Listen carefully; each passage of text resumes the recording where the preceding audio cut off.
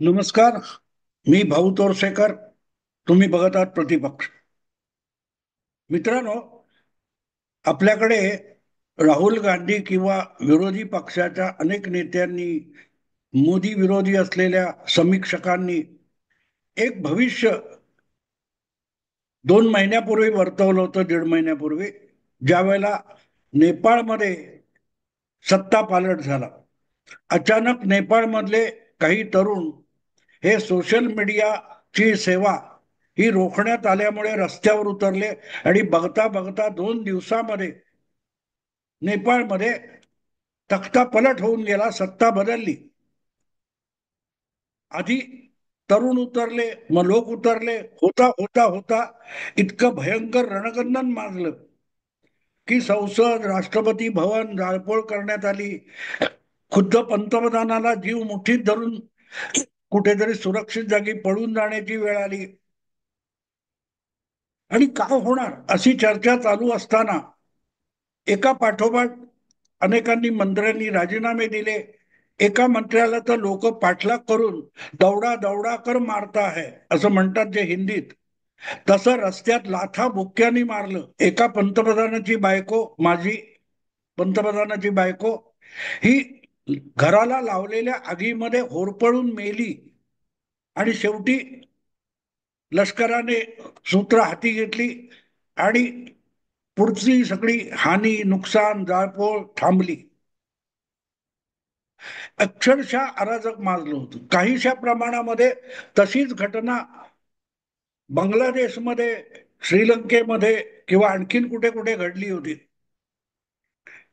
आणि आपल्याकडच्या विरोधी पक्षांना असं वाटत होतं की त्याची पुनरुक्ती किंवा काय ती तसंच्या तसं भारतात घडेल आणि एकदाची मोदी नावाची आपल्या बोडक्यावर बसलेली कटकट संपेल.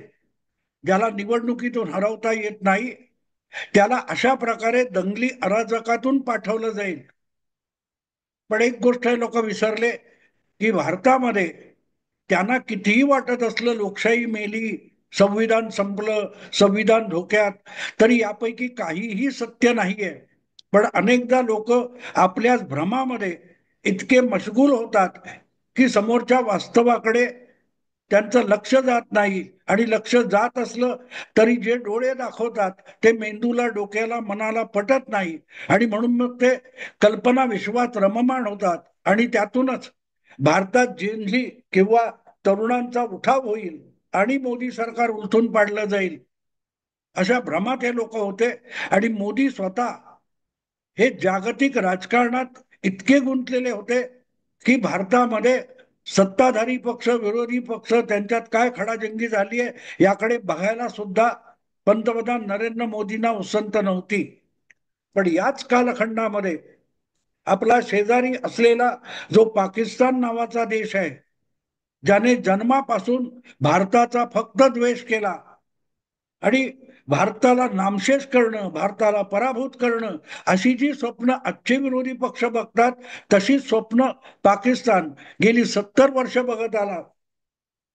आणि आज पाकिस्तानची जी अवस्था आहे ती भारतातल्या विरोधी पक्षांसारखी आहे. कर्तृत्वहीनता जेव्हा महत्वाकांक्षेने ग्रासली जाते तेव्हा यापेक्षा वेगळे परिणाम मिळत नाहीत. आणि म्हणून ज्या वेळेला पाकिस्तान हा भारताला संपवण्याच्या गमजा ऑपरेशन सिंदूर नंतर मांडत होता, गमजा करत होता, त्याची अवस्था आज नेपाळ सारखी झालेली आहे. पण नेपाळ इतकं इतकं भयंकर स्वरूप पाकिस्तान मधल्या अराजकाचं नाहीये. ऑपरेशन सिंदूर थांबलं, पण भारताने जाहीर केलं की आम्ही ऑपरेशन सिंदूर थांबवतोय, संपवत नाहीये. आणि त्यामुळे कुठल्याही क्षणी भारत परत एकदा हल्ला करेल ही भीती प्रत्येक पाकिस्तानाच्या डोक्यात आहे, मनात आहे. अशा वेळेला तिकडे दक्षिण पश्चिमेकडे बलुचिस्तानमध्ये जो काय उठाव झालेला आहे तो दीर्घकाळ चालू होता.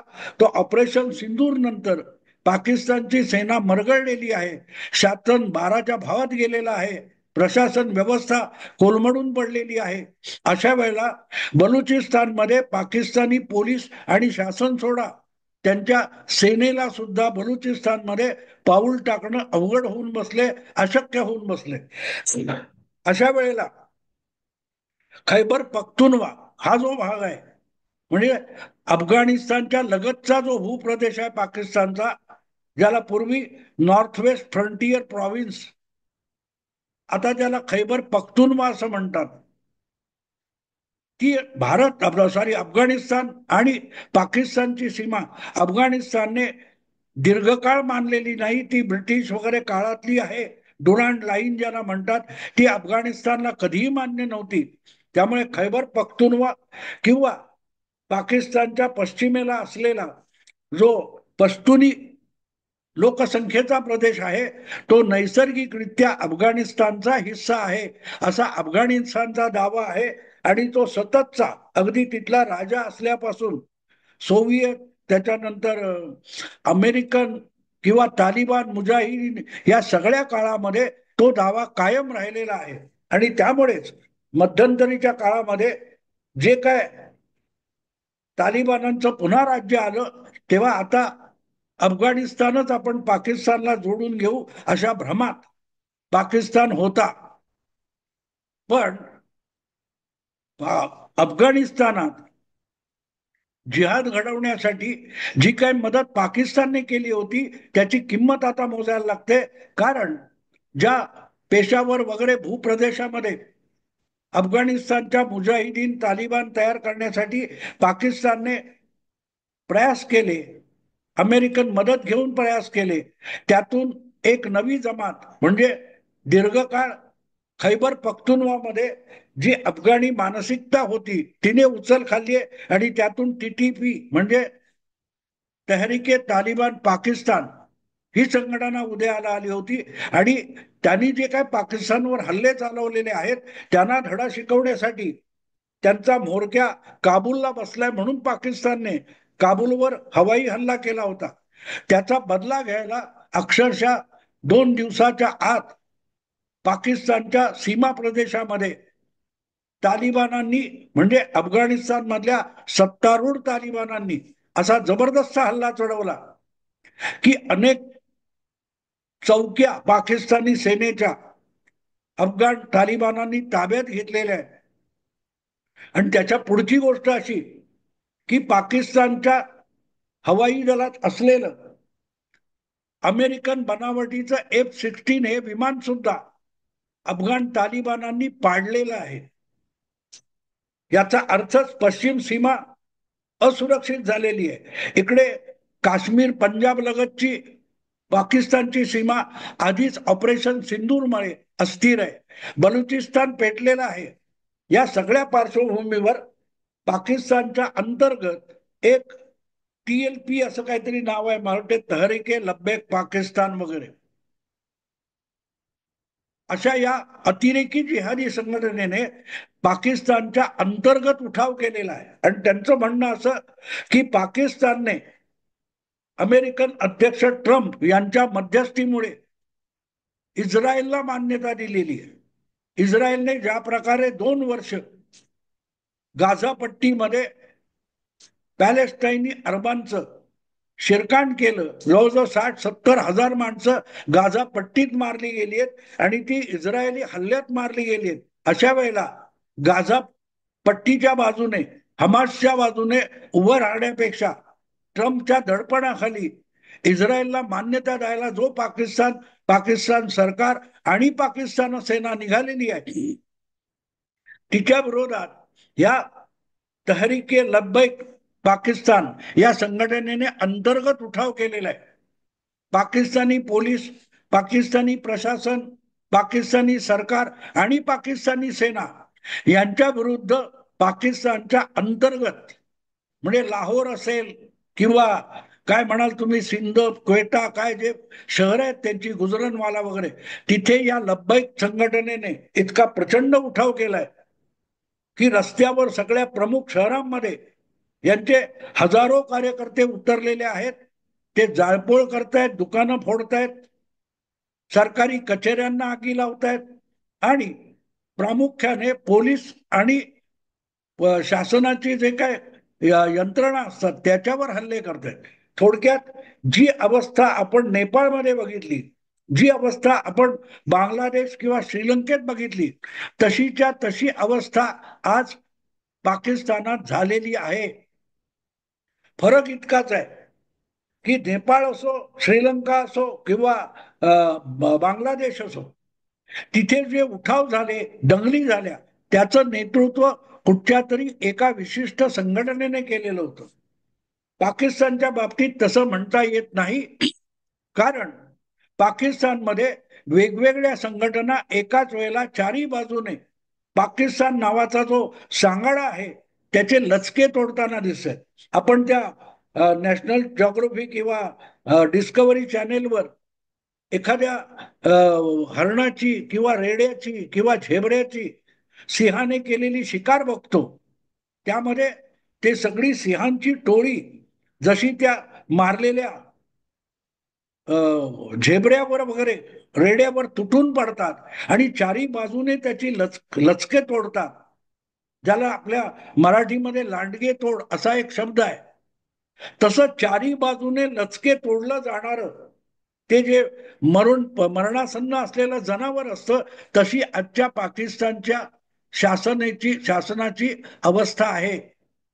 कोण कुठून लचका तोडतोय आणि कोणाला कुठे प्रतिकार करायचा हे सुद्धा पाकिस्तानी सेनेला आणि पाकिस्तानी सरकारला कळत नाहीये. आणि त्यामुळे इतकी जबरदस्त तारांबळ उडालेली आहे. त्यात आणखीन एक मोठी गोष्ट लक्षात घेण्यासारखी आहे. पाक व्याप्त काश्मीरामध्ये अगदी गिलगिट बाल्टिस्तान वगैरे पर्यंत उठाव झालेला आहे. आणि नॉर्मली आजपर्यंत पाकिस्तानी सेना आणि पाकिस्तानी पोलीस असला उठाव व्याप्त काश्मीरातल्या काश्मीरींचा चिरडून काढत होती. पण यावेळेला ते शक्य झालेलं नाही, कारण प्रचंड संख्येने व्याप्त काश्मीरातली जनता रस्त्यावर आलेली आहे. पण त्यांना प्राथमिक पातळीवर जे अडवत होते, रोखत होते, असे जे जिहादी गट होते ते ऑलरेडी बाल्टिस्तान वगैरे जो काय व्याप्त काश्मीरचा प्रदेश आहे तो सोडून पळालेले आहेत. ते सुद्धा खैबर पख्तुनवा वगैरे भागात गेलेले आहेत. आणि त्यामुळे या चारही बाजूने पाचही बाजूने जो काय उठाव होतोय त्याला आवरायचं कसं हेच पाकिस्तानी सेना दलाला आणि शासन व्यवस्थेला कळत नाहीये, राज्यकर्त्यांना कळत नाही. आणि याचं एक मोठं कारण असं आहे की कुठल्याही मार्गाने गैरमार्गाने का असेना, पण लोकशाही पद्धतीने निवडून आलेलं जे पाकिस्तान काय तहरीके इन्साफ नावाचा पक्ष आहे, जो क्रिकेटर इम्रान खानने स्थापन केला होता, आणि आपल्या आपल्या हातची कठपुतळी म्हणून इम्रान खान काम करेल असं वाटत पाकिस्तानी लष्कराने त्याला जी मदत केली होती, तो हळूहळू लोकप्रिय झाला. आणि आज पाकिस्तानमध्ये सर्वाधिक लोकप्रिय राजकीय नेता कोण असेल तर तो इम्रान खान आहे. पण त्याला गेल्या 2-3 वर्षापासून लष्कराने सत्ता पलट करून तुरुंगात टाकलेला आहे. त्याला त्याच्या आपलं आप्त स्वकीयांना सुद्धा भेटू दिलं जात नाही आणि त्याचे पाठीराखे अधूनमधून नको तितके मोर्चे काढतात, पोलिसांवर हल्ले करतात, हे चालू आहे. थोडक्यात पाकिस्तानमध्ये सत्ता विरुद्ध जनतेचे विविध गट यांच्यामध्ये खडाजंगी माजलेली आहे, हाणामारी चालू आहे. आणि यात करायचं काय हा प्रश्न आहे. आणि हतबल झालेलं सरकार किंवा सेना याचं वेगळं कारण आहे. ते कारण असं आहे की दीर्घकाळ पाकिस्तानची सेना आणि तिथले राज्यकर्ते हे अमेरिकेकडून कुठल्या ना कुठल्या कारणाने पैसा उकळत राहिले. आणि हळूहळू करत गेल्या 30-35 वर्षामध्ये पाकिस्तान मधल्या प्रत्येक राज्यकर्त्याला आणि पाकिस्तानच्या लष्कर अधिकाऱ्यांना परदेशातून मदतीसाठी भीक म्हणून आणलेला पैसा लुटायचा आणि आपली तुंबडी भरायची याची जी सवय लागलेली आहे, त्यामुळे प्रत्यक्षात राज्य कारभार करणं हे त्यांच्या आवाक्यातली गोष्ट राहिलेली नाही. प्रत्येक जण आपली तुंबडी भरायच्या मागे लागलेला आहे. त्यामुळे जेव्हा संकट येते, कधी परीक्षा कधी असते, परीक्षा संकट काळामध्ये तुम्ही कसे वागता यावर तुमच्या गुणवत्तेची परीक्षा होत असते.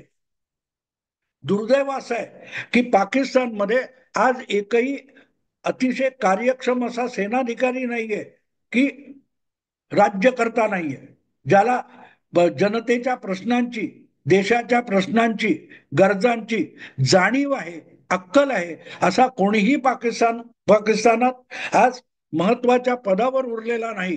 त्यामुळे अमेरिकेचा माथेफिरू राष्ट्राध्यक्ष डोनाल्ड ट्रम्प हा आपल्या इच्छेनुसार कठपुतळी बावलीसारखा पाकिस्तानच्या राजकर्त्यांना आणि सेनेला हलवतोय, फिरवतोय, खेळवतोय.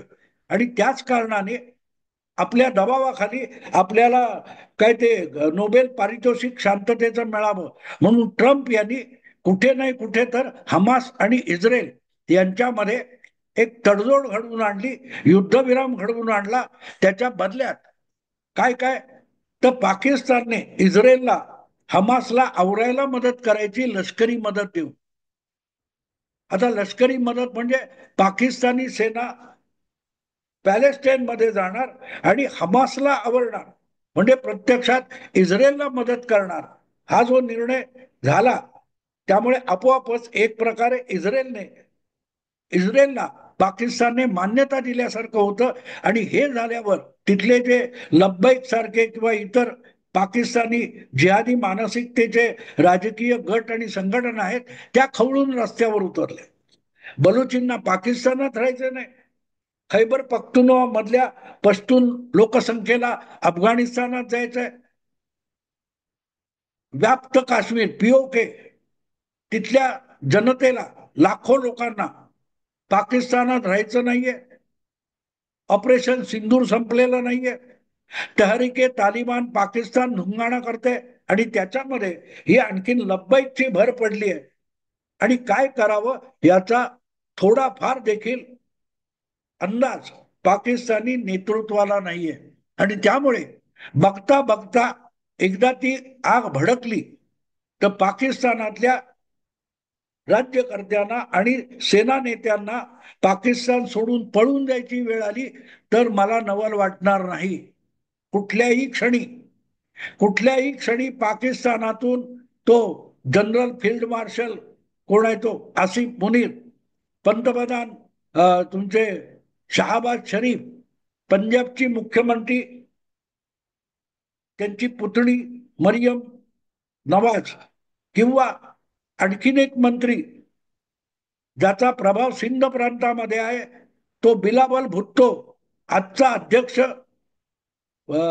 काय तो आसिफ अली झरदारी, अशी माणसं पाकिस्तान सोडून एका विमानातून पळाली तर नवल वाटण्याचं कारण नाही.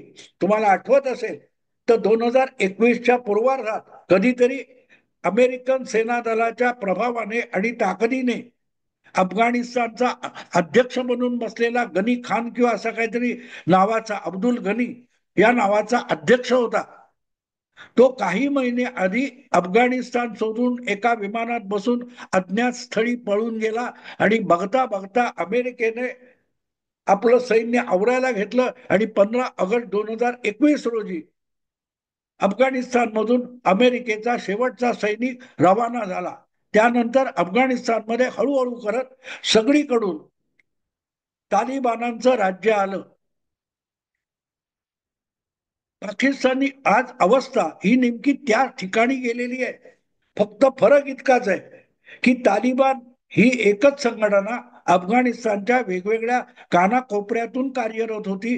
पाकिस्तानची अवस्था त्यापेक्षा भयंकर आहे.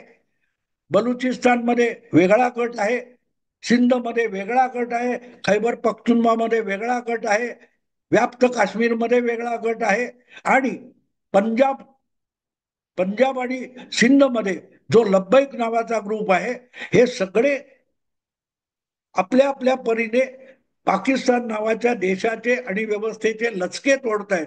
आणि भारतीय सीमेवर याची झळ आपल्याला बसू नये म्हणून भारतीय सेना सज्ज आहे.